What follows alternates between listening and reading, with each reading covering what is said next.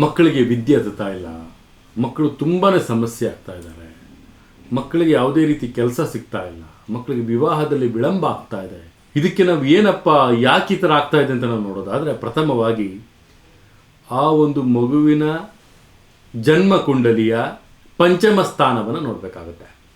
ಆ ಪಂಚಮ ಸ್ಥಾನದಲ್ಲಿ ಗ್ರಹ ಪೀಡಿತರಾಗಿದ್ದರೆ ಈ ಥರ ಸಮಸ್ಯೆಗಳು ಖಡಾಖಂಡಿತ. ಅದೇ ರೀತಿ ಪಿತೃಗಳ ಜನ್ಮ ಕುಂಡಲಿಯ ಪಂಚಮ ಸ್ಥಾನವನ್ನು ಸಹಿತ ನೋಡಬೇಕಾಗುತ್ತೆ. ಎರಡನ್ನೂ ಸಹಿತ ಬ್ಯಾಲೆನ್ಸ್ ಮಾಡಬೇಕು. ಯಾವ ರೀತಿ ಮಾಡಬೇಕು, ಯಾಕೆ ಈ ಥರ ಸಮಸ್ಯೆ ಆಗ್ತಾ ಇದೆ, ಇದಕ್ಕೆ ಏನು ಪರಿಹಾರ?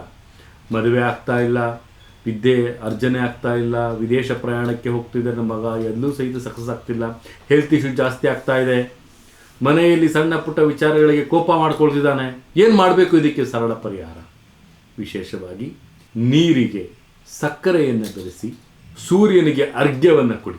ಪ್ರತಿನಿತ್ಯ ಸೂರ್ಯನಿಗೆ ಸಿಹಿ ನೀರಿನ ಅರ್ಘ್ಯವನ್ನು ಕೊಡೋದ್ರಿಂದ ಈ ಸಮಸ್ಯೆಗೆ ಸೂಕ್ತವಾದಂಥ ಪರಿಹಾರ ಸಿಗುತ್ತೆ.